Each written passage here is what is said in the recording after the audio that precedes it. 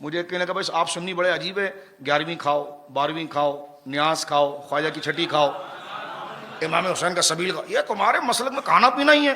میں نے کہا آپ کا وزن کتنا ہے؟ کہنے لگے 146 کلو۔ میں نے کہا روزہ رکھے ہوا ہے؟ میں نے کہا آپ کا وزن یہ روزہ رکھ کر ہوا ہے؟ میں نے کہا آپ کبھی کھانا تو دوسرا کوئی ویڈیو بنائے تو مجھے آپ بھیجیے گا کہ آپ کھاتے کتنا ہے، کیونکہ ظاہر سی بات ہے ایک روٹی کھانے والا تو 146 کلو کا نہیں ہو سکتا۔ یعنی یہ نہیں ہو سکتا کہ بندہ نہیں میں تو کچھ بھی نہیں کھاتا ہوں، اور ایسا ہے کہ 4 بندے حضرت کو اٹھاتے ہیں اور حضرت کو بٹھاتے ہیں، تو ایسا بھی نہیں ہے، کھانا کھاتا ہوگا وہ۔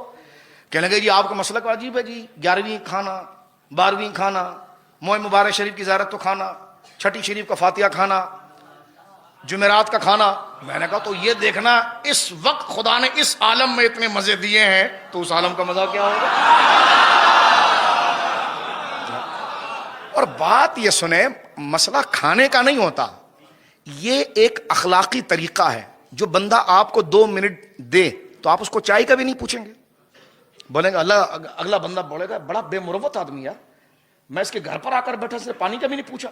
بلکہ ہمارے تو محبت کرنے والے ایسے لوگ ہیں کہ اگر مل بھی جائیں تو زبردستی پکڑ کے لے جائے۔ اس سے بندے کی عزت اور مقام پتہ چلتا کہ آپ تو کھانا کھائیں گے نہیں، آپ تو چائے تو پی کر جائیں گے، آپ تو یہ کر کے۔ یہ ایک مروت اخلاق اور یہ انسانیت، یہ وزاداری ہوتی ہے، اسی کا نام انسان ہے۔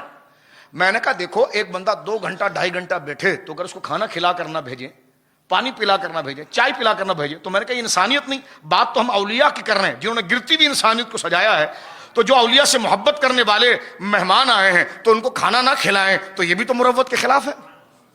اس میں کون سی بڑی بات؟ اگر کھانا، کہنے کا آپ نے تو کھانے کو دین بنایا ہوا ہے۔ میں نے کہا کھانا دین ہے نا۔ کہنے کا کھانا کیسے دین ہو سکتا ہے؟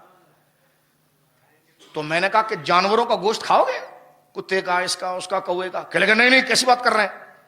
میں نے کہا مرغی کا کہاں کھائیں گے؟ تو میں نے کہا نہ اور ہاں، یہی تو دین ہوتا ہے۔ اگر کھانا دین نہیں تو منہ مارو، ہر چیز کھاؤ۔ یہ جو آپ کے اوپر سختیاں آ رہی یہی تو دین ہے۔ ایک صحابی نے بغیر سحری کے روزہ رکھا، سرکار نے فرمایا ایک لقمہ بھی کھاتا، کھانے کی بات کی، روزہ تو بعد میں ہو رہا ہے، روزہ تو بعد میں۔ آقا نے فرمایا کھا، ایک لقمہ بھی کھاؤ، اس میں بھی برکت ہے۔ تو میں نے کہا دیکھو کھانے میں برکت ہوتی کہ نہیں ہوتی؟ کہہ لیں گے وہ تو روزے کی نسبت سے آئی۔ تو میں نے کہا یہی تو تجھے سمجھاتے ہیں، کھانا تیرا ہے، ایک حبیبیہ مسجد کا ہے، وہ تیرے نسبت سے ہے، یہ غوث پاک کی نسبت سے۔ یہ ایسی بات نہیں، یعنی میں اس بات کرتے ہوئے مجھے تھوڑا عجیب سا بھی لگ رہا ہے کہ یہ مسئلہ بھی اب سمجھانا پڑے گا لوگوں کو، یہ مسئلہ بھی اب سمجھانا پڑے گا۔ کہتے جی فاتحہ پہ فاتحہ کرتے ہو، تو میں نے کہا فاتحہ تو ایک بہت اچھی پریکٹس ہے۔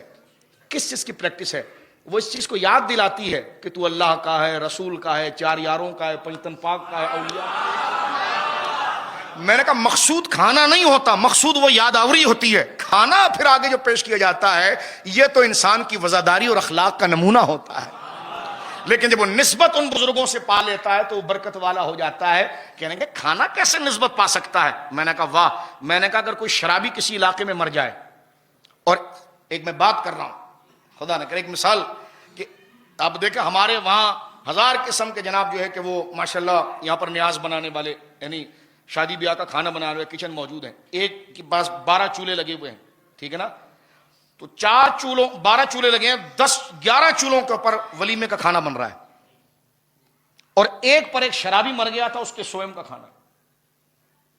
12 چولہے لائن سے ہیں، چاول بھی ایک ہی ڈل رہا ہے، گوشت بھی ایک ہی ڈل رہا ہے، ٹماٹر بھی ایک ہی ڈل رہا ہے۔ تو اب آپ دیکھیں یہ 12 چولہے لگے ہیں یا 10 چولہے لگے ہیں، 9 چولہوں کے اوپر ولیمے کی دیگیں بن رہی ہیں، کسی کے بچے کی پیدائش کی خوشی کی ہے، شادی کی دیگیں ہیں، اور ایک پر کسی بہت بڑے علاقے کے بدماش مر گیا تھا، اس کے کھانے کا ہے۔ چاول بھی ایک ڈل رہا ہے، گوشت بھی ایک ہی ہے، ٹماٹر بھی ایک ہی ہے، لیکن اب آپ دیکھیں جو 9 دیگیں ولیمے میں گئی، بنا بھی باورچی ایک رہا ہے، اور ایک جو گئی اس بدماش کے سوئم میں ہے۔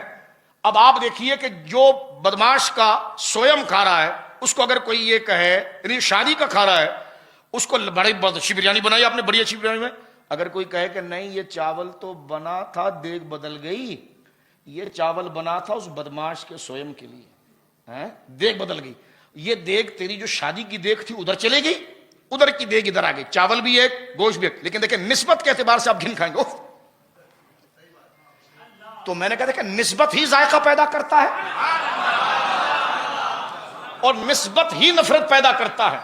تو اولیاء کے ذکر کے برکت اور اللہ والوں کے ہونے کی نسبت سے یہ کھانا ٹیسٹی بھی اس لیے ہوتا ہے کہ اس کی نسبت ان لوگوں سے ہوتی ہے, ابھی آپ حدیث سنیں گے, جن کی نسبتوں کے صدقے خدا بندوں کو بخش دے گا.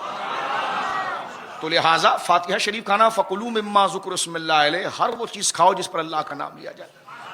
کہنے کہ نہیں یہ تو آپ نے غوث پاک کے نام پر بنایا. تو میں نے کہا ولیمہ بھی تو نے اللہ کے نام پر بنایا تھا, بیٹے کے نام پر بنایا تھا.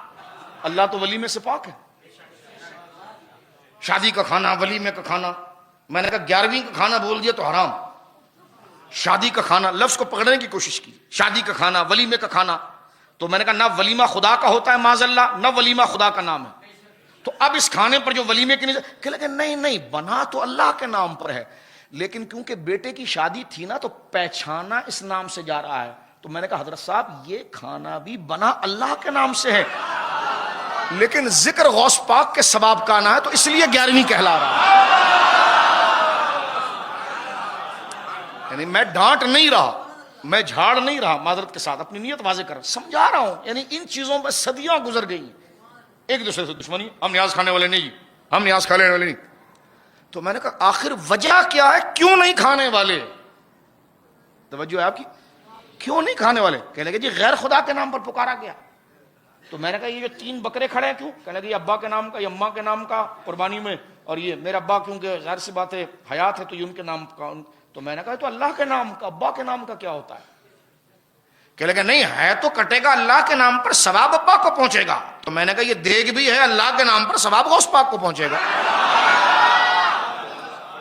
تو میں اس بات سے حیران ہوں کہ نام نہیں, نام جس پر غیر اللہ کا لکھ دیا جائے. میں نے کہا کبریا مسجد تو آپ نے چلو خدا کے نام پر بنی, یہ مریم خدا کا نام ہے, یہ مکہ خدا کا نام ہے, یہ مدینہ خدا کا نام ہے, یہ علی مسجد خدا کا نام ہے.